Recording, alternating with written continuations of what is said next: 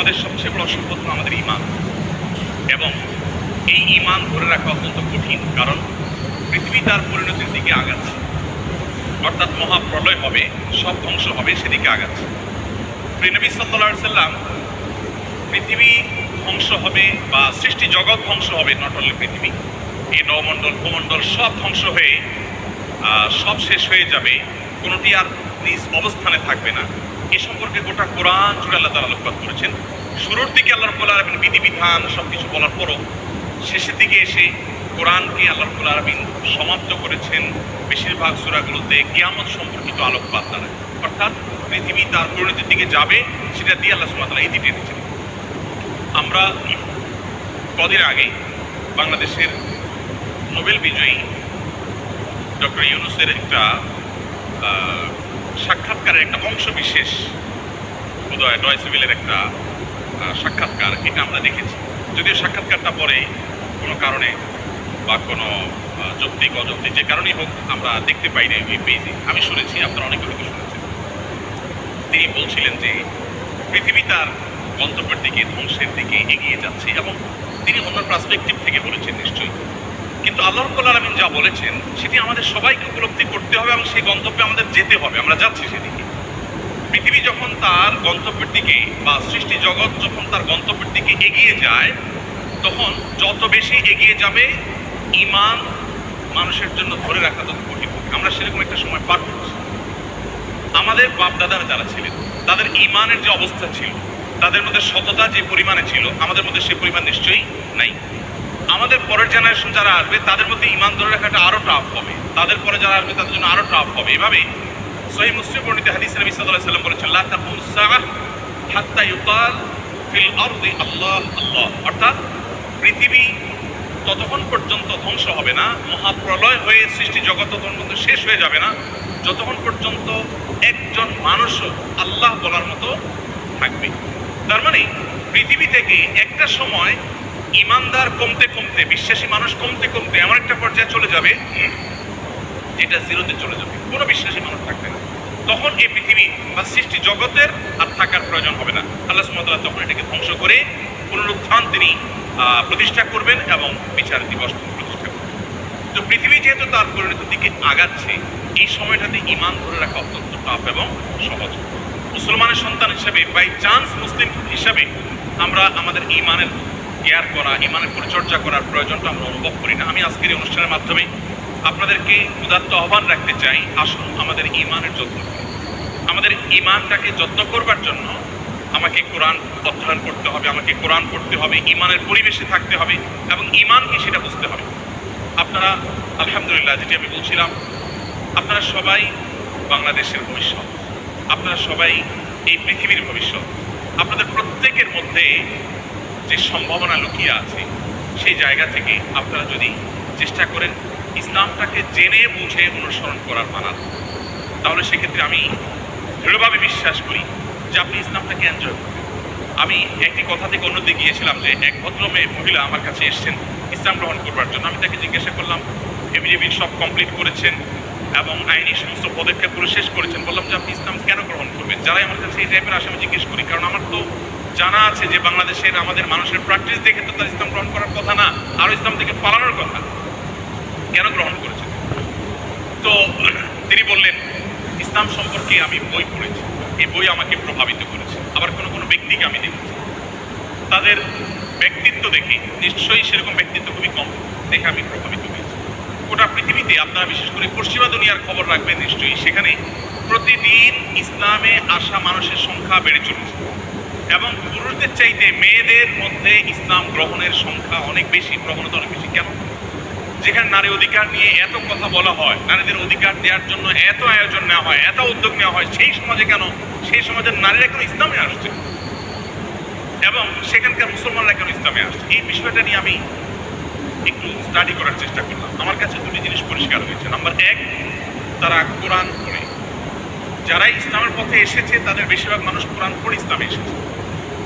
এবং ওমর রাদিয়াল্লাহু তাআলার কথা আপনারা জানেন, গোটা পৃথিবীর ইতিহাসে প্রবাদ তুল্য শাসকদের একজন, ন্যায় বিচার প্রতিষ্ঠার ক্ষেত্রে দৃষ্টান্ত স্থাপন করা মানুষদের একজন, ওমর রাদিয়াল্লাহু তাআলা। তার ইসলাম গ্রহণের ইতিহাসও আপনারা জানেন। তিনি কিন্তু নবী সাল্লাল্লাহু আলাইহি সাল্লামকে হত্যা করার দায়িত্বে নিয়োজিত হয়ে সে দায়িত্ব পালন করার জন্য যাচ্ছিলেন। প্রতিমধ্যে তিনি তার বোন অগ্নিপতির কণ্ঠের তেলাওয়াত শুনেছেন। এই ঘটনা বিভিন্নভাবে বর্ণিত হয়েছে, আপনারা জানেন। সেই তেলাওয়াত তাকে এতটা প্রভাবিত করেছে যে তিনি হত্যার পরিবর্তে বরং মুহাম্মদ সাল্লাল্লাহু আলাইহি সাল্লামের কাছে হাত দিয়ে তার হাতে ইসলাম গ্রহণ করেছেন। তার মানে কোরআন সামান্য একটু শোনার পর তার ভিতরে এরকম প্রভাব পড়েছে। আপনাদেরকে আরেকটা গল্প শোনাতে চাই। তুফাইল ইবনে আমর আদ-দৌসি একজন বড় মাপের কবি ছিলেন ইয়েমেনের। শুধু বড় মাপের নয়, আমরা জাতীয় কবি বলি, তখনকার জাতীয় কবির কালচারিভাবে ছিল না। যদি থাকতে হয়তো তিনি ইয়েমেনের জাতীয় কবি থাকতেন তখনকার।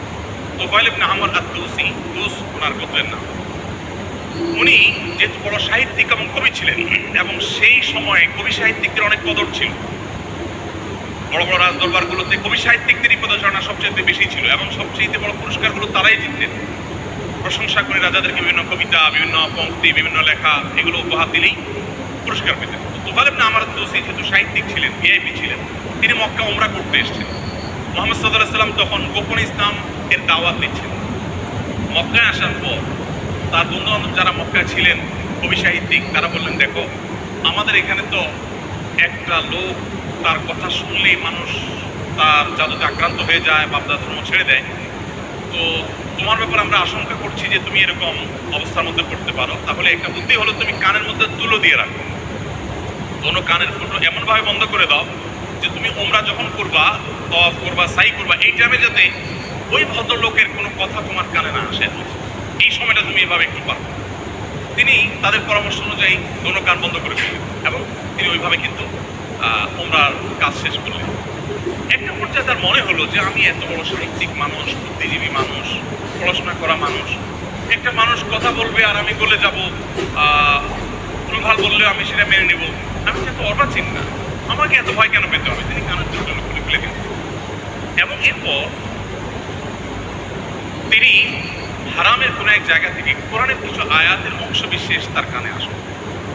আসার পর তিনি সাহিত্যিক মানুষ বুঝলেন যে এটা তো এই মানের ভাষা, এই মানের সাহিত্য, এটা তো মানুষের রচনা হতে পারে না, বা এই ধরনের রচনা তো আমি আগে পড়িনি, এটা তো একটু ব্যতিক্রম মনে হচ্ছে। তিনি তখন মুহাম্মদ সাল্লাল্লাহু আলাইহি ওয়াসাল্লাম অনুসরণ করতে শুরু করলেন। পেয়ে গেলেন আলী রাদিয়াল্লাহু আনহু, সম্ভবত আলীরই তেলাওয়াত শুনেছেন। তখন আলী রাদিয়াল্লাহু আনহু বললেন, দেখো আমাকে তার কাছে নিয়ে যাও, মুশকিল হলো আমার বন্ধু বান্ধবরা দেখলে তো আমার জাত যাবে, বা তারা আমাকে কেমন আছে টর্চারও করতে পারে। তাহলে এক কাজ করো, নিয়ে চলো। আলী রাদিয়াল্লাহু সামনে সামনে যাচ্ছেন, উনি পিছু পিছিয়ে যাচ্ছেন। যে পরে ইসলাম গ্রহণ করলেন, এবং তিনি অনেক টর্চারের মুখোমুখি হলেন। তার মাধ্যমে ইয়েমেন ইসলাম প্রথম ব্যক্তি ইয়েমেন থেকে ইসলাম গ্রহণ করেন। আমি আপনাকে 50টা ঘটনা শোনাতে পারবো যে মানুষগুলো ইসলাম গ্রহণ করেছেন শুধুমাত্র কোরআন স্টাডি করে, কোরআন। আমি আপনাদের কাছে আহ্বান করে যেতে চাই, বাই চান্স মুসলমান আমরা যারা আছি, আমরা একটু ইসলামটাকে বোঝার চেষ্টা করি, আমরা ইসলামটা একটু জানার চেষ্টা করি। আমরা অনেকে মনে করি কোরআন, হাদিস এগুলো হুজুরদের সাবজেক্ট, এগুলো শুধু ওনারা পড়বেন, আমরা শুধুমাত্র হুজুরদের মুখের দিকে তাকিয়ে থাকবো আর শুনবো।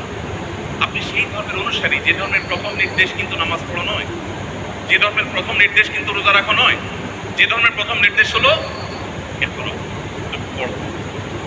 আপনি সেই ধর্মের মানুষ, যেই ধর্মে আপনাকে জ্ঞান ভিত্তিক দিন আপনাকে গ্রহণ করতে বলা হয়েছে। আল্লাহ সুবহানাহু ওয়া তাআলা কোরআনে বলেছেন, ফাআলাম আন্নাহু লা ইলাহা ইল্লাল্লাহ। ইমাম বুখারী রাহমাতুল্লাহ আলাইহি কোরআনের পর সবচেয়ে বড় বিশুদ্ধতম আপনার ব্যাখ্যা গ্রন্থ,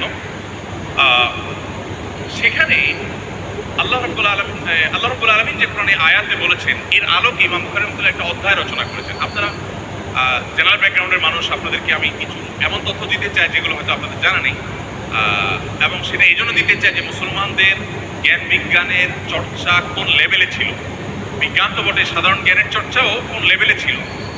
ইমাম বুখারী রাহমাতুল্লাহ যে বুখারী শরীফের কথা আপনারা শুনেন, এই বুখারী শরীফ এটার যে শুধু ইয়েগুলো আছে, টাইটেলগুলো আছে, অধ্যায় এবং পরিচ্ছদের যে শিরোনামগুলো আছে, শুধু এই শিরোনামগুলোর ব্যাখ্যায় ভারতবর্ষের লেখক আছে, সারা ওয়ার্ল্ডের অন্যান্যগুলো বাদে দিলাম।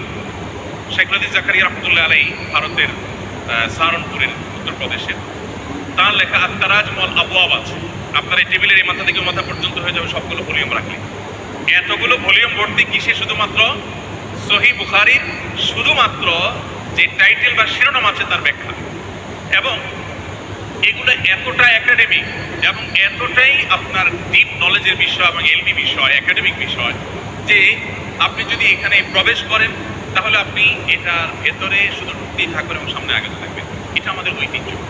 যাই হোক, তো ইমাম বুখারী রহমতুল্লাহ আলাইহির একটা অধ্যায়ের শিরোনাম ছিল এরকম যে তিনি লিখেছেন বাবুল কাউলি বিল ইলমি, বাবুল ইলমি ক্বাবলাল কাউলি ওয়াল আমালি বিহি। অর্থাৎ সে অধ্যায় এখানে রচনা করা হচ্ছে যে অধ্যায়ে প্রমাণ করা হবে ইসলাম কোনো কথা বলবার আগে, কোনো কাজ করবার আগে মানুষকে সেটা জানার নির্দেশ করে। অর্থাৎ আগে জ্ঞান অর্জন করো, তারপর তুমি করো। ইভেন আল্লাহ সুবহানাহু ওয়া তাআলা কোরআনে বলছেন ফাআলাম আন্নাহু লা ইলাহা ইল্লাল্লাহ, আল্লাহ ছাড়া সত্যিকার ইবাদতের উপযুক্ত আর কেউ নেই, এই কথার জ্ঞান তুমি অর্জন করো। দেখুন, আল্লাহ সুবহানাহু ওয়া তাআলা কিন্তু বিশ্বাসের কথাটাই বলছেন, কিন্তু জ্ঞান দিয়ে বলছেন। তার মানে তুমি জানো কেন আল্লাহ ছাড়া সত্যিকার ইবাদতের উপযুক্ত থাকতে পারে না, কেন একাধিক স্রষ্টা থাকতে পারে না, কেন তুমি সেই জিনিসটা জানার চেষ্টা করো। কেন বলতে আমি এখানে আল্লাহ সুবহানাহু ওয়া তাআলা দর্শন জানতে নির্দেশ করেছেন তা নয়, আল্লাহ বলেছেন যে এই বিষয়ের স্বচ্ছ ধারণা এবং ইলম যেন আমাদের মধ্যে আসে। তাই কিন্তু দুঃখজনক আমরা কোরআন পড়ি না, আর পড়লেও বুঝে পড়ি না। পৃথিবীতে সবচেয়ে বেশি পাঠ করা হয় যে গ্রন্থ সেটা কোরআন। কোরআনের চাইতে বেশি পাঠ করা হয় সর্বযুগে সর্বকালে এরকম আরেকটি গ্রন্থ পৃথিবীতে নেই যে এত বেশি পরিমাণে পাঠ করা হয়। আর দুঃখজনক সত্য এটাও যে পৃথিবীতে না বুঝে পাঠ করার ক্ষেত্রে কোরআনের চাইতে আর বিকল্প বা আরেকটা গ্রন্থ আপনি খুঁজে পাবেন না। কোরআনই একমাত্র গ্রন্থ যে আমরা মুসলমানরা সেটাকে না বুঝেই শুধুমাত্র পড়ি। হ্যাঁ, কোরআন না বুঝে পড়লেও আপনি সওয়াব পাবেন, এটা একটা কাজ হবে। না বুঝে পড়লে কি লাভ হবে আমরা অনেকে বলি। আজকাল আপনারা জানেন অনেক টেকনোলজি আবিষ্কার হয়েছে, আপনার টেকনোলজির লোক, যে একটা সিম্পল জিনিস আমাদের সবার হাতে হাতে আছে, স্মার্টফোন। আমরা যদি বলি হাই শ্রী কল অমুক, সাথে সাথে কিন্তু আপনার কোনো টিপাটিপি ছাড়াই সেই অমুকে কল করবে, মোবাইল করবে না ডিভাইস। এখন তো আপনার আপনি কোনো রুমে বসে বলছেন যে গরম লাগছে, এসিটা অন হয়ে যাবে। আপনি জাস্ট বললেন নির্দিষ্ট শব্দ উচ্চারণ করলেন যে আপনার কাছে গরম লাগছে, এসিটা অন হয়ে যাবে। আপনি বললেন যে না এখন শীত লাগছে, তো এসিটা কমে যাবে, বন্ধ হয়ে যাবে। টেকনোলজি এই পর্যন্ত চলে গেছে যে আপনি বলছেন সেটা সে ক্যাচ করছে এবং সে অনুযায়ী কাজ করছে। তো এই যদি টেকনোলজির কারামতি হয় তাহলে কোরআন আপনি পাঠ করছেন, এমনকি এমনও হতে পারে কোনো মানুষ কিছু নির্দিষ্ট ওয়ার্ড উচ্চারণ করছে, সেটা মিনিং বোঝে না, কিন্তু ওই ডিভাইস তার মিনিং বা ওই যন্ত্র তার মিনিংটা বোঝে এবং সেটা সে ক্যাচ করে কাজও করে ফেলছে, কিন্তু তারপরও কাজ করেছে। কোরআন তেলাওয়াত করে ফু দিলে অনেক অসুখ, অনেক দুঃখ, অনেক কষ্ট, মানুষের শারীরিক অনেক কষ্ট লাঘব হয়। কীভাবে পাচ্ছে? আপনি যদি এটা নিয়ে বৈজ্ঞানিক গবেষণা নামেন তো আপনি কোনো সূত্র হয়তো খুঁজে পাবেন, কিন্তু আপনাকে আমি যে পয়েন্টটা বললাম এই পয়েন্ট যদি আপনি আগান আপনি দেখবেন যে এরকম বহু লজিক আপনার সামনে হাজির হয়ে গেছে। যাই হোক, তো আমি যেটা বলছিলাম যে কোরআন আপনি না বুঝে পড়লে সব পাবেন, কিন্তু এই জন্য কোরআন আসেনি। আল্লাহ সুবহানাহু ওয়া তাআলা কোরআনে বিভিন্ন জায়গায় বলেছেন লিয়াদাব্বারু আয়াতি, এই কোরআন দেয়া হয়েছে তোমাদেরকে যাতে এর আয়াতগুলো নিয়ে তোমরা গবেষণা করো, তোমরা যাতে ভাবো, তোমরা যাতে চিন্তা করো, তোমরা যাতে ভাবনার জগতে প্রবেশ করো। তো এই কোরআন ভাবনা বা গবেষণা তো অনেক পরের কথা, এর কথামালা তো আমাকে আগে বুঝতে হবে।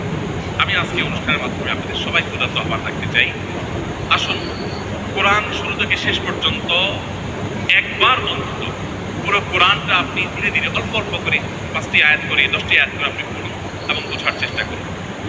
কোন একজন সাহাবী বলেছেন শুধু সূরা বাকারা পড়তে তার কয়েক বছর লেগেছে। আমরা তো 2-3 দিনে কোরআন খতম দিয়ে ফেলতে পারি, তাই না? তার শুধু সূরা বাকারা পড়তে টানা কয়েক বছর সময় লেগেছে। কি করেছেন তিনি? প্রতিটা আয়াত পড়েছেন, এ সম্পর্কে জেনেছেন, ভেবেছেন, এখান থেকে তার নেয়ার কি আছে সেটা নিয়েছেন, নিজের মধ্যে ইমপ্লিমেন্ট করেছেন, দেন তিনি সামনে অগ্রসর হয়েছেন। এভাবে এগোতে গিয়ে তার একটা সূরা শেষ করতে কয়েক বছর সময় লেগে গেছে। কোথায় আমাদের কোরআন প্রয়োগ? আমি আপনাদেরকে বলেছি এখনো পৃথিবীতে যারা ইসলামে আসছে, পশ্চিমা পৃথিবী বলুন, আমাদের এই অঞ্চলে বলুন, তাদের নিয়ে আমার যে সামান্য পড়াশোনা বা ঘাটাঘাটি আছে সেটার আলোকে আমি নিশ্চিত হয়েছি অনেকখানি যে তারা বেশিরভাগ মানুষ আমাদেরকে দেখে তো আসার প্রশ্নই ওঠে না, কারণ আমাদের মুসলমানদের মধ্যে এমন কিছু নেই যেটা দেখে সে ইসলামে আসবে, ম্যাক্সিমাম মুসলমানদের অবস্থা। কিন্তু তারা ইসলামে এসেছে কোরআন পড়ার পর। ফ্রান্সের একজন পলিটিশিয়ান, তিনি কট্টর ইসলাম এবং মুসলমানদের সমালোচক ছিলেন এবং বিদ্বেষ পোষণ করতেন রীতিমতো। আমি একসময় আমার ফেসবুক প্রোফাইলে তাকে নিয়ে অনেক লেখালেখিও করেছি। বেশ কিছুদিন আগে আমার অফিসে এক ভদ্রলোক আসেন, রিটায়ার্ড আর্মি অফিসার, আমাকে প্রসঙ্গত বললেন যে এরকম এক ভদ্রলোক ফ্রান্সে ছিলেন, এই নামদার, তিনি ইসলাম গ্রহণ করেছেন এবং তিনি একটা বিষয়ে অ্যাডভাইস করেছেন। আমি একটু কৌতূহল হয়ে দেখলাম, আমার এর আগে জানা ছিল না, ভিডিওটা ভালো করে দেখলাম, ইউটিউবে দেখলাম যে সেই ভদ্রলোক যিনি ইসলাম এবং মুসলমানদের কট্টর সমালোচক ছিলেন, তিনি একটা সময় ইসলাম গ্রহণ করেন। আমি জিজ্ঞেস করলাম যে তিনি ইসলামে আসছেন কী কারণে। তো তার বক্তব্যই শুনলাম, তিনি বলছেন যে আমি ইসলাম এবং মুসলমানদের ত্রুটি ধরার জন্য আমি কোরআন পড়া শুরু করলাম। কোরআন পড়তে পড়তে পড়তে আমি যতই এর ভেতরে প্রবেশ করলাম ততই আমি কোরআনের কাছে সারেন্ডার করতে বাধ্য হলাম, আমি কোরআনের কাছে নিজেকে সমর্পণ করতে বাধ্য হলাম।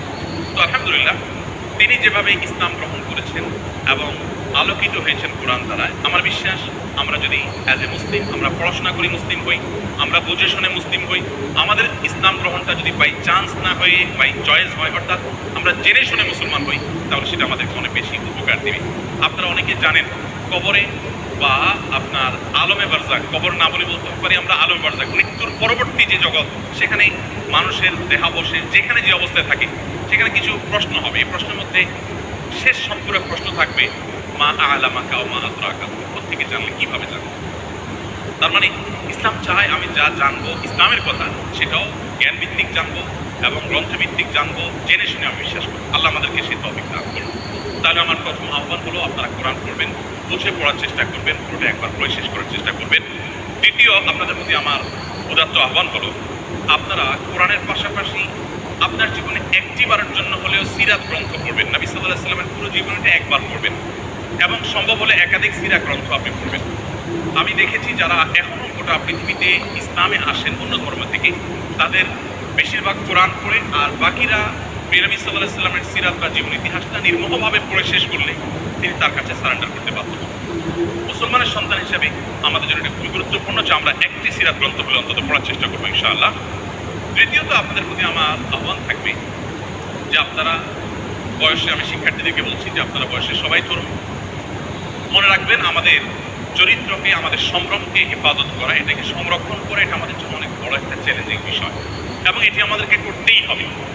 আপনার চরিত্র যদি আপনি নষ্ট করে ফেলেন, আপনার ক্যারেক্টার যদি আপনি শেষ করে ফেলেন, আরও পরিষ্কার করে বললে আপনি যদি বিবাহ বহির্ভূত, অবৈধ এবং অনৈতিক সম্পর্কে আপনি জড়ান, হারাম রিলেশনে আপনি জড়ান, আপনি আর যা হোক, আপনি ভালো মুসলমান হওয়ার সুযোগ আপনার জন্য খোলা নেই। কারণ ভালো মুসলমান হওয়ার জন্য নিজেকে নিয়ন্ত্রণ করা শিখতে হয়। দেখুন, আপনি দেখবেন ইসলাম সব জায়গায় শুধু ব্রেক দিতে শিখিয়েছে, ব্রেক, এটা হারাম, এটা করা যাবে না, ওদিকে যাওয়া যাবে না, তার মানে নিয়ন্ত্রণ করা। কারণ মানুষের জন্য যা ক্ষতিকর তার থেকে মানুষকে বাঁচাবার জন্য ইসলাম এই আদেশ নিষেধগুলো দিয়েছে। আপনি বয়সে তরুণ, আপনি যদি নিজেকে কোন একটা লোভ থেকে নিয়ন্ত্রণ করতে না শিখেন, নিজেকে আপনি কন্ট্রোল করা না শিখেন, আপনি কিভাবে সমাজ পরিবর্তন করবেন? আপনি কিভাবে দেশকে, এই পৃথিবীকে আলোকিত করবেন? আপনার দ্বারা কিভাবে আপনার অনেক অসৎ চাহিদা থাকতে পারে, আপনার জীবনে অনেক লোভ, অনেক আকাঙ্ক্ষা আপনার সামনে হাজির হতে পারে, যেটা পূরণ করা আপনার জন্য বিদ্যা নয়, অবৈধ। সেগুলো আপনি কিভাবে সেগুলো থেকে আপনি বেঁচে থাকবেন, নিজেকে কিভাবে নিয়ন্ত্রণ করবেন, এটার এক্সারসাইজটা আপনাকে আপনার তরুণ বয়সটাই করতে হবে। আল্লাহ রাব্বুল আলামিন একটা নির্দিষ্ট সময় পর্যন্ত আমাদের অপেক্ষা করতে বলেছেন, একটা বৈধ এবং হালাল সম্পর্কের জন্য অপেক্ষা করেছেন। দেখুন, পৃথিবীর যে সমস্ত দেশে এই রিলেশনগুলোর কোনো বিধিনিষেধ রাখা হয়নি, তারা খুব একটা ভালো নেই, তাদের দাম্পত্য জীবনে তারা খুব একটা সুখী নয়। আমরা ভারত উপমহাদেশের মানুষ, আমাদের অনেক কিছুই নেই, আমরা জ্ঞানে বিজ্ঞানে পিছিয়ে, আমরা অনেক ক্ষেত্রে পিছিয়ে, কিছু কিছু ক্ষেত্রে আমরা তাদের চাইতে অনেক বেশি এগিয়ে আছি। তো আমাদের একটা দিক হলো এটি যে আমাদের পরিবারগুলো যত স্ট্রং, আমাদের পরিবারের সম্পর্কগুলো যত মজবুত, আমাদের মধ্যে ভাই ভাই সম্পর্কটা যতটা এখনো ভালো আছে, এই অধঃপতনের এই সময়েও আমাদের মধ্যে সন্তানের সাথে বাবা মায়ের বোঝাপড়াটা যত ভালো আছে, আমাদের পারস্পরিক সম্পর্কগুলো, স্বামী স্ত্রীর মধ্যকার সম্পর্কগুলো যত ভালো আছে, এগুলো পশ্চিমা দুনিয়ার মানুষরা কল্পনাও করতে পারে। আপনারা আমার চেয়ে নিশ্চয়ই ভালো জানবেন, তারা এগুলো কল্পনাও করতে পারে। আমাদের এই ভালো দিকগুলো আমাদেরকে ধরে রাখতে হবে। আমরা পশ্চিমা দুনিয়া থেকে জ্ঞান বিজ্ঞান এবং যেগুলো নেওয়ার সেগুলো যেমন গ্রহণ করব, তাদের যে সমস্ত ত্রুটির কারণে তারা সাফার করছে সেগুলোর ব্যাপারে আমাদেরকে সতর্ক থাকতে হবে এবং সেক্ষেত্রে ইসলামের নির্দেশনা মানার কোনো বিকল্প নেই। আপনি আপনার তারুণ্যকে নষ্ট করবেন অন্যায়, অনাচারে, স্বেচ্ছাচারিতায়, অবৈধ কাজে, হারাম কাজে, আপনি নিশ্চিত থাকুন যে এর জন্য আপনাকে দুনিয়াতে মূল্য দিতে হবে। আপনি দাম্পত্য জীবনে আপনার এটার জন্য সাফার করতে হবে, আখিরাত তো পরে আছে। এই জন্য আপনার নিজের প্রয়োজনে নিজেকে নিয়ন্ত্রণ করতে শিখুন এবং কন্ট্রোল করতে শিখুন। আমরা বান্দার হকের কথা বলেছি, মানুষের অধিকারের কথা বলেছি, সেটির অংশ হিসাবে আপনাকে এটি করতে হবে। আপনারা জানেন সারা পৃথিবীর সব সমাজেই, এমনকি অমুসলিম সমাজেও একজন মানুষ তার দুজন সঙ্গী যদি রাখেন, অর্থাৎ স্ত্রী আর তাদের কাছে যদি তাদের ভাষায় যদি আমরা গার্লফ্রেন্ডের কথা বলি, যে দুজন রাখেন, তো এটাকে অনৈতিক মনে করা হয়, এটাকে অন্যায় মনে করা হয় সকল সমাজে। যারা অমুসলিম, যারা অবিশ্বাসী, তারাও এটাকে অন্যায় মনে করে। তো আমি যদি এটাকে একটু ভিন্নভাবে বলি, আপনি একজন তরুণ, আপনার যদি আল্লাহ তাআলা নসিবে রাখেন, আপনি বেঁচে থাকেন, আপনার ইনশাআল্লাহ একজন স্ত্রী হবে, জীবন সঙ্গী নিয়ে আসবেন। আপনার এখনকার সময়টা, অর্থাৎ বিবাহের আগের সময়টা যদি আপনি বিভিন্ন নারীদের সাথে আপনি সম্পর্ক করেন, আমি মেয়েদের কথা একই কথা বলছি, মেয়েরা যদি ছেলেদের সাথে সম্পর্ক রিলেশন করে, এবং এই রিলেশনগুলো আপনার স্ত্রী যিনি হবেন তিনি যদি এখন আপনার কাছে থাকতেন অথবা আপনি তার কাছে থাকতেন, তাহলে কিন্তু নিশ্চয়ই এগুলো সহ্য করতেন না। তাহলে আপনার নিজের চরিত্রকে, আপনার যৌবনকে, আপনার জীবনকে আপনি এমন কাজে ব্যয় করছেন যা আপনার জীবন সঙ্গিনী, আপনার জীবন সঙ্গী যার জন্য আপনি অপেক্ষা করছেন, যিনি আপনার জন্য অপেক্ষা করছেন, তিনি পছন্দ করছেন না। তাহলে এই কাজটাকে আপনি কিভাবে যৌক্তিক বলতে পারেন? এই কাজটাকে কিভাবে আপনি সঠিক মনে করতে পারেন? এই কাজটাকে আপনি কোন যুক্তিতে দাঁড় করাতে পারেন? দেখুন, বিবাহ বন্ধনের বাঁধ যারা তুলে দিয়েছে, আপনি চায়নার কথা আমার চাইতে নিশ্চয়ই ভালো জানেন। চায়নার মতো একটা দেশ, এত পপুলেশনের দেশ, জন্মের হার কোনোভাবে কোনো মেকানিজমে বাড়াতে পারছে না, এত প্রণোদনা দেওয়া হচ্ছে। ইটালির কথা আমি গত কয়েকদিন আগে পত্রিকা পড়েছি, আপনারা নিশ্চয়ই আমার থেকে ভালো জানবেন যে ইটালি, চায়না, অনেক দেশ আছে পৃথিবীতে যারা তাদের জন্মের হারকে স্বাভাবিক করবার জন্য সরকারি প্রণোদনা বিভিন্নভাবে দেওয়ার পরও কোনোভাবে তারা স্বাভাবিক করতে পারছে। একসময় কিন্তু তাদের জন্মের হার কম থাকার বিষয়টা এরকম ভয়াবহ পর্যায়ে ছিল না। এখন প্রেডিকশন বলছে সামনের দিনগুলো তাদের জন্য অত্যন্ত আতঙ্কের, অত্যন্ত ভয়ঙ্কর। কারণ কেউ সন্তান জন্ম নিতে চাচ্ছে না, দিতে চাচ্ছে না, কোনো প্রণোদনা দিয়েও এটাকে স্বাভাবিক করতে পারছে না। এগুলোর একটি কারণ, অনেক কারণের মধ্যে একটা কারণ হলো বিবাহ বহির্গত সম্পর্ককে অ্যাপ্রিসিয়েট করা। যে সমাজে এটাকে যত বেশি অ্যাপ্রিসিয়েট করা হয়, সেখানে পরিবার ব্যবস্থা তত দ্রুততার সাথে ভেঙে পড়ে। আপনি আমাদের কথা যদি বলেন, বাংলাদেশে বিবাহ বিচ্ছেদের হার নিয়ে প্রতিনিয়ত আমরা পত্রিকায় বিভিন্ন প্রতিবেদন পড়ি এবং আমাদের কপালে ভাঁজ পড়ি। আমি মাহফিল বা ইসলামিক প্রোগ্রাম একসময় নিয়মিত করতাম, এবছর মাহফিল না করার ঘোষণা দিয়েছি আমরা। তো মাহফিল করতে গিয়ে বিভিন্ন জনপ্রতিনিধি, এলাকার বিভিন্ন নেতৃস্থানীয় মানুষদের সাথে উঠা বসা হয়। আমি অনেক জায়গায় শুনেছি, বিশেষ করে মৌলভীবাজারের এক চেয়ারম্যানের কথা আমার এখন মনে পড়ে। ভদ্রলোক বললেন যে, ভাই, মাত্র 10 দিন হলো আমি দায়িত্ব বুঝে নিয়েছি নির্বাচনের পর। এই 10 দিনের মধ্যে আমার কাছে শুধুমাত্র আমার একটা ইউনিয়নে তালাকের, অর্থাৎ বিবাহ বিচ্ছেদের বিচার এসেছে প্রায় 20-25টা। আমার কাছে যেগুলো আসেনি সেগুলো তো আনকাউন্টেড। ঠিক একইভাবে আরো অনেক ব্যক্তির কথা আমি জানি, আপনারা পত্রিকায় পড়েন প্রতিনিয়ত, প্রতি মিনিটে এখন বিবাহ বিচ্ছেদ হচ্ছে, প্রতি মিনিটে। কেন হচ্ছে বলুন? আমাদের আমাদের আর্থিক সঙ্গতি কি আগের তুলনায় কমেছে না বেড়েছে বলুন তো? বেড়েছে না? আমাদের দাদারা, বাপ দাদারা বা তাদেরও আগে যারা ছিলেন, তারা কিন্তু তাদের স্ত্রীকে বছরে একটা শাড়ি, একটা কাপড় দিতে অনেক কষ্ট হতো। আপনি কিন্তু আপনার স্ত্রীকে একটা শাড়ি না, বরং সুপার মার্কেটে গিয়ে ছেড়ে দেন, আসার সময় বিল পেমেন্ট করে আসছেন, কোনটার দাম কত জিজ্ঞেস করার সময় নেই, তাই না? আমাদের বাপদাদারা যারা ছিলেন তারা কিন্তু, আমি শেষ করছি, চেয়ারম্যান মহোদয় এসছেন সম্ভবত, আমি ইনশাল্লাহ সংক্ষেপ করে শেষ করে ফেলছি ইনশাল্লাহ। যেটি বলছিলাম যে আপনি এখন দেখবেন যে এখন স্বামী তার স্ত্রীকে ভালোবাসা প্রকাশ করার কত ওয়ে আছে বলুন তো। আপনি সরাসরি গল্প করতে পারছেন, মোবাইলে কথা বলতে পারছেন, SMS-এ ভালোবাসা আদান প্রদান করতে পারছেন, মনের ভাব প্রকাশ করতে পারছেন, মুহূর্তগুলোকে ছবি ধারণ করে পাঠিয়ে দিতে পারছেন। কতভাবে ভালোবাসা বাড়ি চলছে আপনি বলুন তো। আচ্ছা, আমাদের বাপদাদারা যারা ছিলেন তাদের কাছে আমরা যাই একটু, তারা কিন্তু বিশেষ করে গ্রামাঞ্চলে যারা বড় হয়েছেন, এখন তো গ্রাম শহর সব জায়গায় টেকনোলজি বসে গেছে আলহামদুলিল্লাহ। তখনকার কথা আপনি চিন্তা করুন যে সারাদিন স্বামী তার কাজে, স্ত্রী তার কাজে, দুজন দুই সেক্টরে আছেন এবং দুজন দুই জগতে আছেন। ওই রাতে খাবার দাবার শেষ ছাড়া সাক্ষাৎই হতো না, ততক্ষণে আপনার ওই হারিকেন নিভে যেত, অন্ধকারের মধ্যে সাক্ষাৎ, আবার ভোরে ভোরে উঠে যে যার কাজে চলে যেত। অর্থাৎ এত ভালোবাসাবাসী, এত ভালোবাসা আদান প্রদান করার সুযোগ ছিল না, এত ভালোবাসার উপকরণ ছিল না, এত গিফট আদান প্রদানের সুযোগ ছিল না। কিন্তু কিন্তু সম্পর্কগুলো কি আমাদের মতো ছিল না আরেকটু স্ট্রং ছিল? কোনো সন্দেহ আছে? কোনো সন্দেহ নেই। বলুন তো অভাবটা কি? এখন তো অভাব নেই, টাকা পয়সা আছে, গিফট আছে, আপনি অনেক কিছু দিচ্ছেন। এত কিছুর পরও ঝগড়াঝাটি, সংসার ভেঙে দাম্পত্য জীবনগুলো সব শেষ হয়ে যাচ্ছে। আমাদের কিছু একটা হারিয়ে যাচ্ছে। আমার আগে ডাইরেক্টর মহোদয় বলছিলেন মূল্যবোধের কথা। এই মূল্যবোধ আমাদের থেকে হারিয়ে যাচ্ছে। এই মূল্যবোধ যত হারিয়ে যাবে, আমাদের ইস্পাত সভ্যতা, লোহার সভ্যতা, এটাতে আমরা এগিয়ে যাব। বাট আমরা পশুদেরকে হার মানানো এক সমাজ আমরা সেদিকে কিন্তু আমরা আগাচ্ছি। গোটা সমাজকে আমরা বাঁচাতে না পারলেও নিজেদেরকে বাঁচাবার চেষ্টা করবো। আমি সেজন্য আপনাদেরকে বলবো, আপনার তারুণ্যকে, আপনার যৌবনকে আপনি হেফাজত করুন। আল্লাহ সুবহানাহু ওয়া তাআলা কিয়ামতের ময়দানে 4টি নির্দিষ্ট প্রশ্ন করবেন। এই প্রশ্নগুলোর উত্তর দেওয়ার আগে কেউ 2 পা নাড়াতে পারবে না। নবী করিম সাল্লাল্লাহু আলাইহি ওয়াসাল্লাম বলেছেন, লা তাজুর কদমা আবদিন ইয়াউমাল কিয়ামাতি হাত্তা ইউসআলা আন আরবা। 4টি প্রশ্নের উত্তর দেওয়া ছাড়া কোনো মানুষ তার পা নাড়াতে পারবে না। সেই 4টি প্রশ্নের একটা প্রশ্ন হলো ওয়া আন শাবাবিহি ফিমা আবলা। তোমার যৌবনকালটা তুমি কিভাবে কাটিয়েছো? দেখুন, আমাদের সমাজের যুবকরা নামাজ কালাম করলে বা একটু ধর্মকর্ম করলে বা একটু ভালো মানুষ সাজলে সমাজের মানুষ ওটাকে ভালোভাবে নেয়, তাই না? যে যুবক মানুষ এত ভালো হতে যাবে, আর এই বয়সে একটু আত্ম করবে না, ভালো হওয়ার বয়স হয়েছে এখন। আমরা এইভাবে দেখি না জিনিসটাকে। আচ্ছা, আল্লাহ রাব্বুল আলামিন সেজন্য যৌবনে কি করেছেন আপনি সেটা আলাদা জানতে চাইবেন। আপনি দেখবেন অনেক মানুষ আছেন যৌবন বয়সের সমস্ত অপকর্ম করে বৃদ্ধ বয়সে তিনি হাজী সাহেব, গাজী সাহেব, দাড়ি রেখে বিরাট ভালো মানুষ হয়ে গেছেন, আছেন আমাদের সমাজে। বরং ধারণাটাই এমনভাবে বদ্ধমূল হয়ে গেছে যে যা খুশি তা করো, একটা বয়সে সেই ফেরেশতা সেজে যাবে। সময় স্থির। এটি কোনো জীবন নয়, এটা কোনো আদর্শ। আমাদেরকে আমাদের তরুণ সময়টাকে, তরুণ বয়সটাকে, আমাদের তারুণ্যকে আল্লাহর ইবাদতে, আল্লাহর দাসত্বে, আল্লাহর গোলামিতে কাটানোর চেষ্টা করতে হবে এবং আমাদেরকে নীতি এবং নৈতিকতা এবং মূল্যবোধ ধরে রাখার চেষ্টা করতে হবে। বলছিলাম ইসলামের কথা। ইসলাম দেখবেন সব জায়গায় আপনাকে কন্ট্রোল করতে শেখায়, সব জায়গায় আপনাকে নিয়ন্ত্রণ করতে শেখায়। ত্যাগ আগে, ভোগ পরে। যত উৎসব আছে, আপনি ইংরেজি নববর্ষ বলুন, এটি একটি উৎসব। এরকম যত উৎসব উদযাপন আছে সবগুলোতে দেখবেন শুধু ভোগের কথা বলা আছে, অনলি ভোগ। আপনি 31st নাইট উপলক্ষে যত আনুষ্ঠানিকতা সারা ওয়ার্ল্ডে করেন, ভোগ ছাড়া সেখানে ত্যাগের কোনো অপশন কি আছে? কোনো অপশন নেই।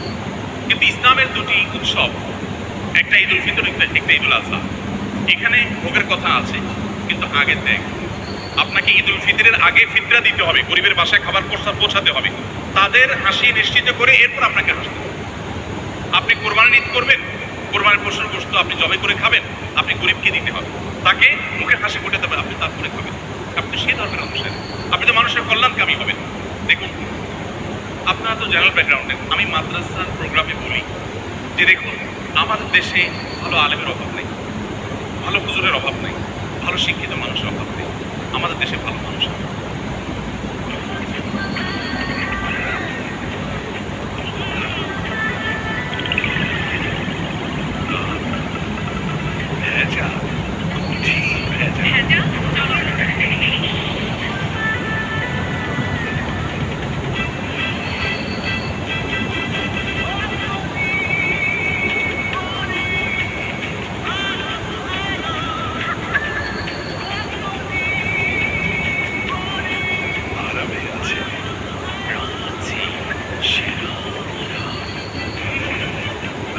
হিসাবে প্রাণ লাগছে নিলাম। আপনার আমার চেয়ে খুব ভালো করে জানবেন, অভাব নাই আমি এই অর্থে বলছি যে অনেক আছে, আরো দরকার আমাদের শিক্ষিত মানুষ, আরো দরকার আমাদের ভালো আলেম। কিন্তু যে পরিমাণ শিক্ষিত আছে সে পরিমাণ ভালো মানুষ নেই। যে পরিমাণ আলেম আছেন, এমনকি আলেম হলেও গতানুগতিক তিনি যে ভালো মানুষ হয়ে যাবেন এমনটা জরুরি না। আমরা ভালো মানুষ হওয়ার চেষ্টায় এগিয়ে যেতে হবে। আপনি যে ভালো মানুষ হওয়ার চেষ্টায় আগান, আপনি জেনারেল ব্যাকগ্রাউন্ডের হওয়ার পরও আপনার এই পড়াশোনাটাকে ইবাদতে আপনি রূপান্তর করতে পারেন। কীভাবে সেটা? আপনার যদি ইন্টেনশন থাকে আমি জ্ঞান বিজ্ঞান শিখে, আমি এই টেক্সটাইল ইঞ্জিনিয়ারিং শিখে আমার এই জ্ঞান দিয়ে আমি আমার সমাজকে উপকৃত করবো, দেশের মানুষকে উপকৃত করবো, পৃথিবীর মানুষকে উপকৃত করবো আমার টেকনোলজি দিয়ে। আপনি এই উদ্দেশ্যটা আনেন, সাথে সাথে আপনার উদ্দেশ্যের কারণে আপনার এই পড়াশোনাটা ইবাদতে পরিণত হবে। আর যদি আপনি বলেন যে আমি আমার অমুককে দেখিয়ে ছাড়বো, তমুককে দেখিয়ে ছাড়বো, এটা জাহির করে ছাড়বো, তাহলে সেক্ষেত্রে আপনি হয়তো দেখাতেও পারবেন না আর আল্লাহর কাছে বিনিময় পাওয়ার। এই জন্য আমি আপনাদেরকে আহ্বান করব যে আমাদের এই বয়সটাকে হেফাজত করতে হবে, বিশেষ করে তরুণ সময়টাকে খারাপ সম্পর্কগুলো থেকে বেঁচে থাকার জন্য স্ট্রাগল করতে হবে। আমি বলি, যে যুবক নিজেকে এতটুকু কন্ট্রোল করতে পারে না, সে কিভাবে বিশ্ব জয় করবে, সে কিভাবে দুনিয়া জয় করবে, সে কিভাবে সমাজ সংস্কার করবে? আমাদেরকে সেদিকে যেতে হবে।